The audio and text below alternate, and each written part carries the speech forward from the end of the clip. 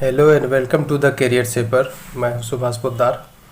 ये set time of degradation पर लाया गया है, जो बायोडिग्रेडेबल और नॉन बायोडिग्रेडेबल वेस्ट के लिए है।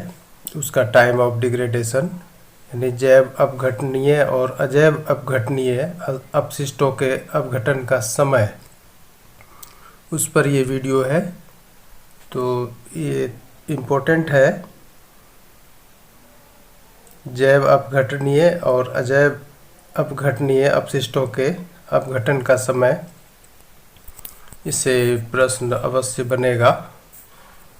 तो आइए देखते हैं। पहले सेक्शन में जैव अपघटनीय, इसके अपशिष्ट के प्रकार और अपघटन का एस्टिमेटेड टाइम है, अनुमानित समय है। कि जैसे पहले नंबर में है ऑर्गेनिक वेस्ट है, कार्बनिक अपशिष्ट। उसमें कौन कौन सी चीज़ें आती हैं? सब्जियां, फलों के छिलके, बचे हुए भोजन के टुकड़े इत्यादि।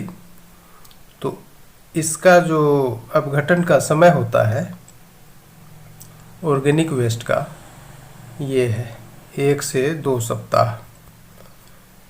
और कुछ डेटा सीपीसीबी का भी है, जैसे ये नोट में जो लिखा हुआ है, केले का छिलका, सीपीसीबी के अनुसार ये 3 से 4 सप्ताह है टाइम पीरियड इसके अपघटित होने का। ये कागज है, 2 नंबर में देखें। कागज कब तक अपघटित हो जाता है? 10 से 30 दिन। फिर सीपीसीबी का डेटा है कागज़ का थैला, इसके लिए 1 माह का एस्टिमेट किया गया है सीपीसीबी के द्वारा। तीसरा नंबर है सूती वस्त्र, ये है 2 से 5 महीना। और ये कपड़ा या धागे का थैला, ये 5 माह का समय दिया गया सीपीसीबी के द्वारा अपघटित होने का समय। ये ऊनी सामान है, ये कब तक अपघटित हो जाता है? 1 साल में। 5 नंबर में है घास पात या लकड़ी, इसका टाइम पीरियड है डिग्रेडेशन का 10 से 15 साल। अब आइए दूसरे क्लास में अजैव अपघटनीय।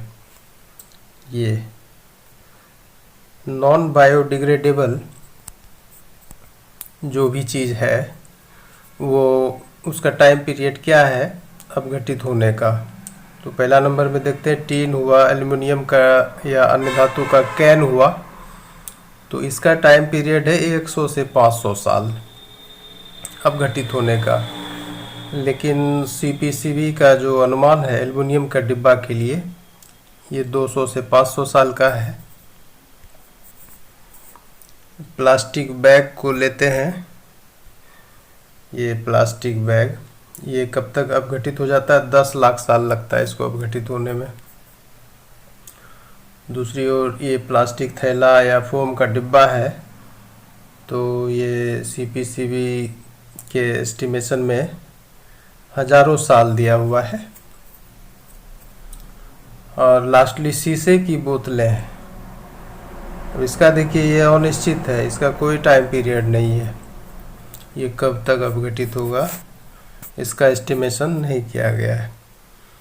तो अभी तक आप देखें कि टाइम ऑफ डिग्रेडेशन क्या क्या है, और इससे सवाल तो अवश्य बनाया जाएगा, पूछ भी सकता है।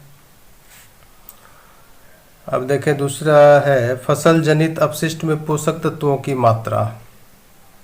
ये एग्रीकल्चर से जो वेस्ट बनता है, एग्रीकल्चरल वेस्ट, वो भी सॉलिड वेस्ट हुआ। तो उस वेस्ट में पोषक तत्व की मात्रा को निकाला गया है, यानी कि अपशिष्ट एग्रीकल्चरल वेस्ट में कितना पोषक तत्व बर्बाद हो जाता है, ये देखिए। फसल है, पोषक तत्वों की संभावना, ये है फसल, और ये पोषक तत्वों की संभावना मिलियन टन में लिया गया है। और पोषक तत्व इसमें से एनपीके पर फोकस किया गया है, नाइट्रोजन, फास्फोरस, पोटेशियम, एनपीके। अब देखिए चावल को अगर लेते हैं तो ये जो एग्रीकल्चरल वेस्ट होता है चावल को लेकर के, तो इसमें नाइट्रोजन की संभावना है 0.61 और फास्फोरस का 0.26 और ये पोटेशियम का 1.76।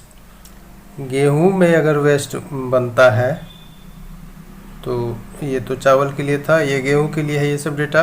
Nitrogen 0.40, phosphorus 0.21, potassium 1.04। अब एक होता है चरी बोलते हैं, जो पशु को खिलाया जाता है घास, उसकी भी खेती की जाती है, ये चरी।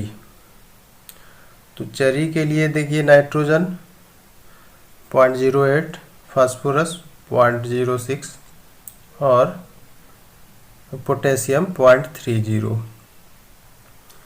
और मक्का अगर वेस्ट के रूप में है तो देखिए एनपीके का क्या है रेशियो, 0.07, फास्फोरस का 0.09 और पोटेशियम का 0.19। पल्सेस है दालें, इसमें नाइट्रोजन 0.22, फास्फोरस 0.07 और पोटेशियम 0.27। लास्टली शुगर केन है, गन्ना है, इसमें जो अपशिष्ट बनता है उसमें एनपीके कितना है, 0.14 नाइट्रोजन, 0.05 फास्फोरस, 0.24 पोटेशियम। तो इस सेट में जो भी डेटा दिया गया है वो एग्ज़ाम पर्पस से बहुत ही इम्पोर्टेंट है, ये सब कुछ भी पूछ सकता है। तो इसको आप अध्ययन करें और फिर नेक्स्ट वीडियो का इंतज़ार करें, वो भी जल्द आ रहा है। Thank you very much.